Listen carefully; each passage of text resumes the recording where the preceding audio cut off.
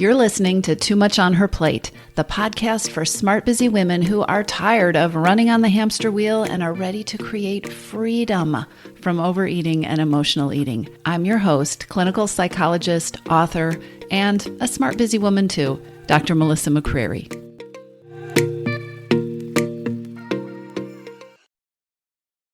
Hey, everybody. Welcome back to the Too Much on Her Plate podcast. I was reflecting earlier today about how the day had gone, and I had a set of thoughts that I decided would be helpful to share with you in this episode, or at least I hope that they will be helpful to you.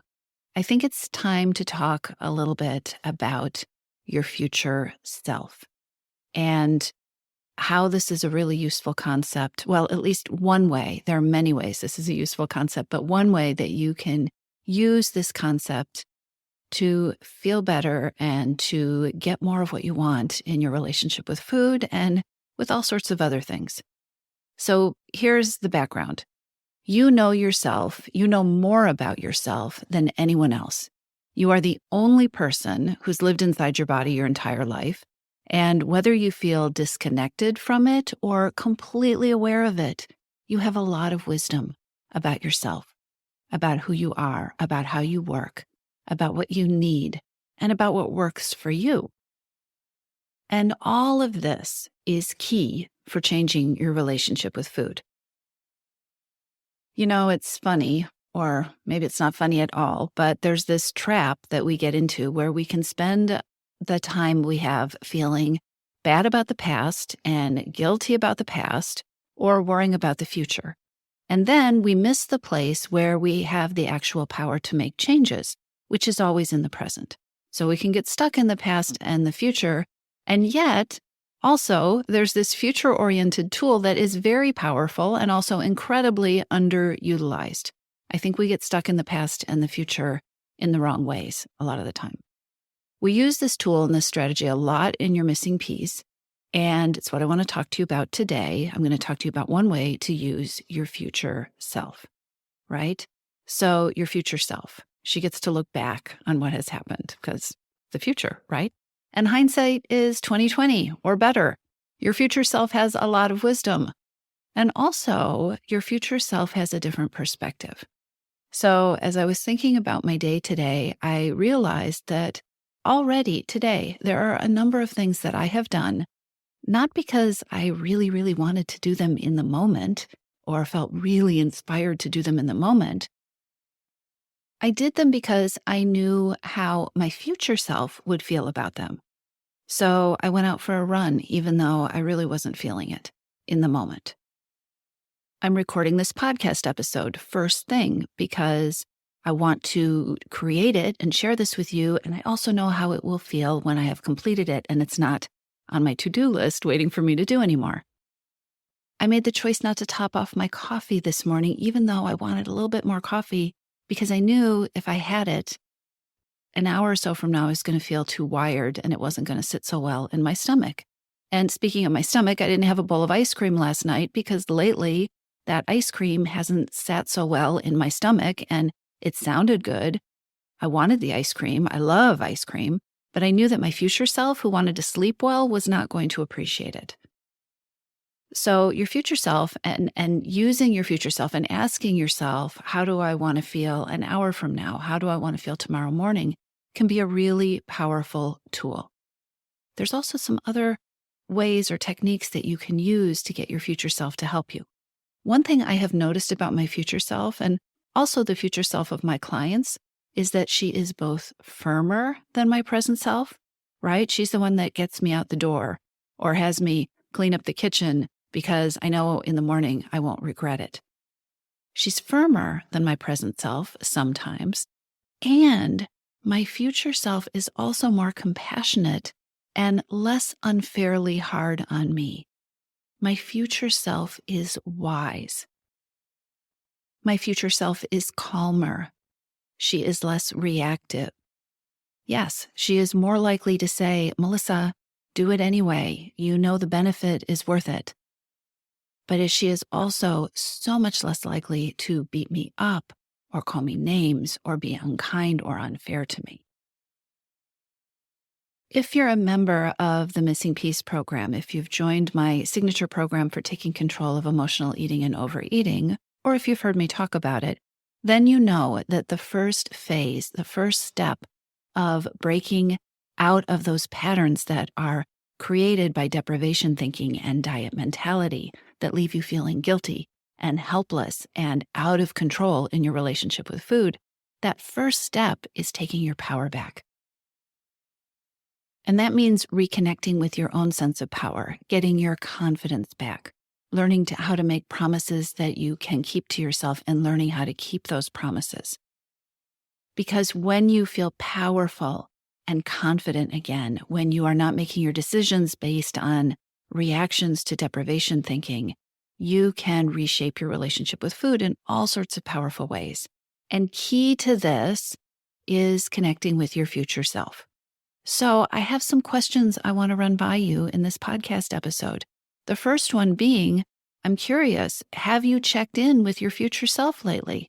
What kind of conversation do you have with your future self? And by conversation, I mean literally, you can ask yourself these questions. You can answer them in your head. I really recommend using these as journaling questions and writing out your answers, giving yourself a chance to think on these things and listen to the wisdom of your future self.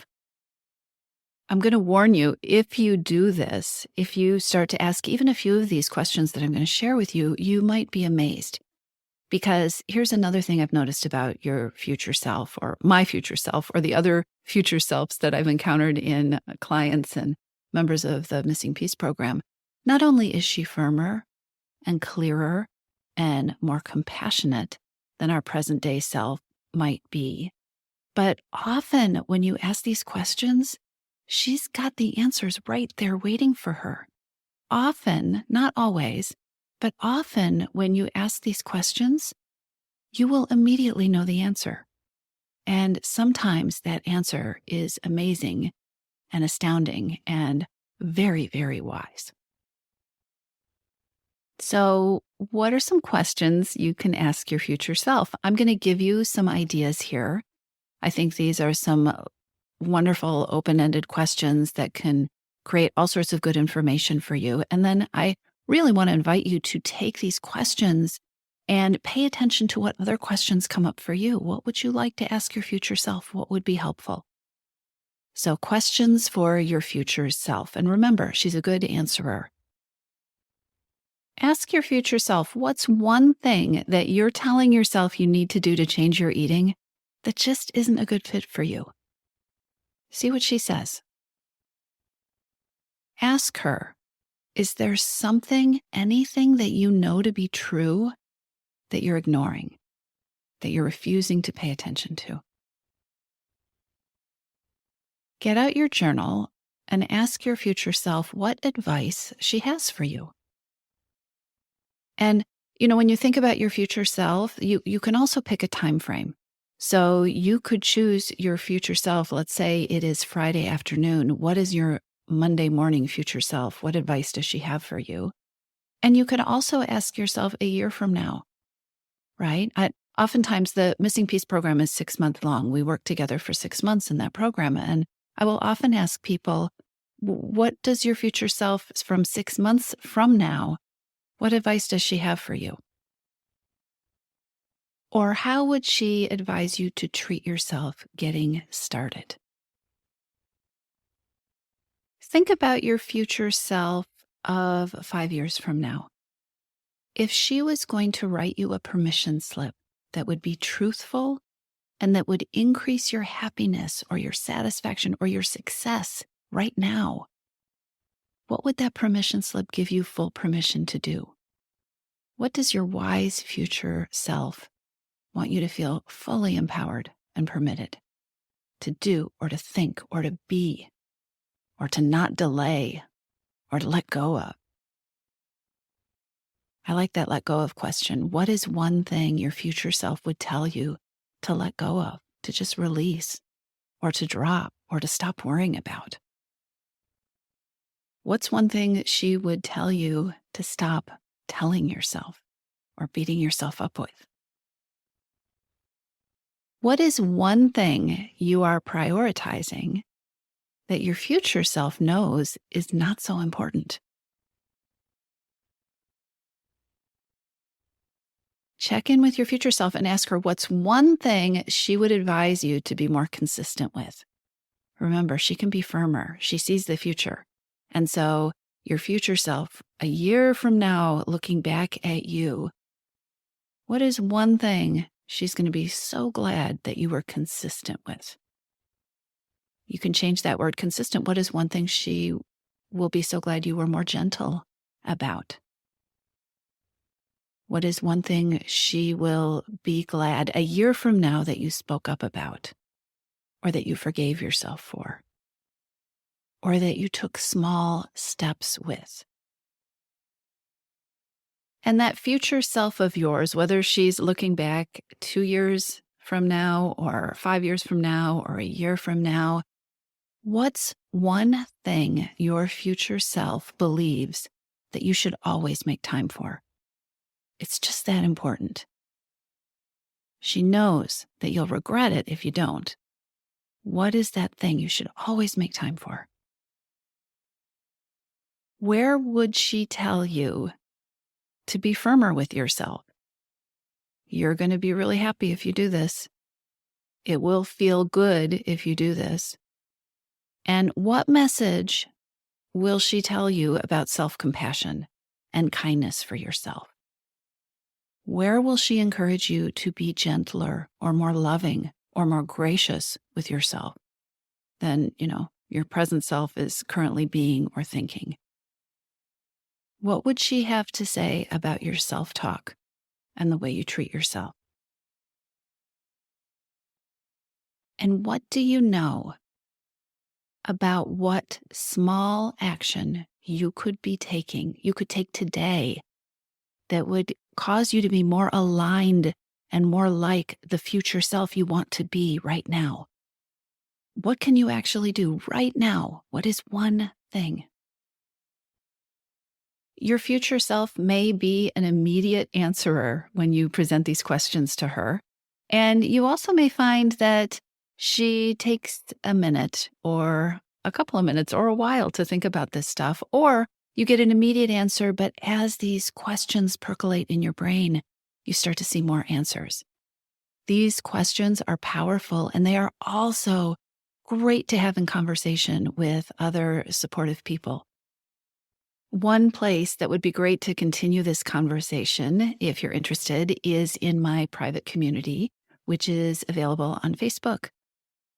It's free, and it is available for all smart, busy women who want to have diet-free conversations about creating freedom from overeating and peace with food. And this would be a fantastic place to talk about what comes up for you when you start to connect with your future self and what kind of action steps you are beginning to put into place. So I will put the link to that in the show notes. And you can also go onto Facebook and just search for Freedom from Emotional Eating and Overeating, and the group should pop up. Play with your future self.